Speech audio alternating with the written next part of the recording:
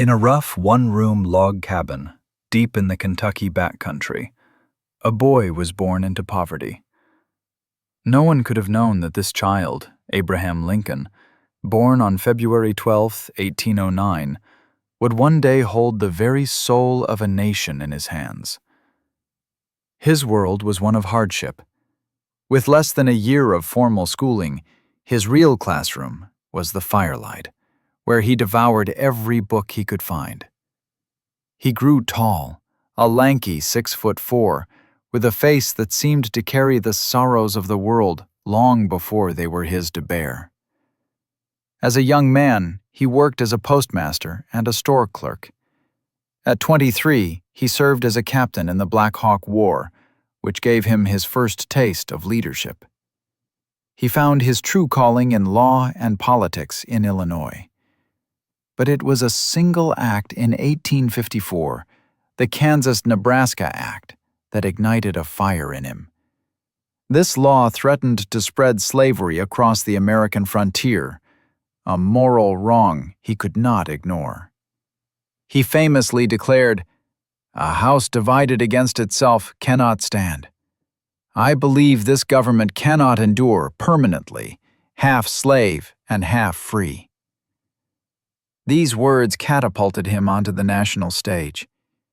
In 1860, this self-taught lawyer from the frontier was elected the 16th President of the United States. His victory was the final trigger. The nation fractured. The Civil War began. The early years were bleak, filled with military defeats and immense personal tragedy, including the death of his beloved 11-year-old son, Willie, in the White House. Lincoln's initial goal was simple: preserve the Union. But as the war raged on, his purpose deepened. On January 1, 1863, he issued the Emancipation Proclamation, transforming the war into a fight for human freedom. Later that year, at a war-torn cemetery, he delivered the Gettysburg Address, redefining the nation's purpose in just 272 words as a government of the people, by the people, for the people. By 1865, the war was ending. The Union was saved. In his second inaugural address, Lincoln offered not triumph, but grace. With malice toward none, with charity for all, let us strive on to finish the work we are in, to bind up the nation's wounds. Just 5 days after the Confederate surrender, on the evening of Good Friday, Abraham Lincoln went to the theater.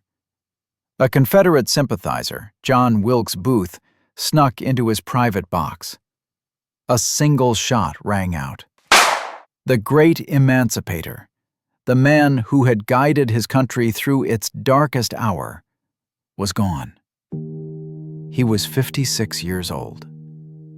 Abraham Lincoln's life began in obscurity, but he became a global symbol of democracy and the enduring power of a nation wounded but whole, to strive for the better angels of our nature.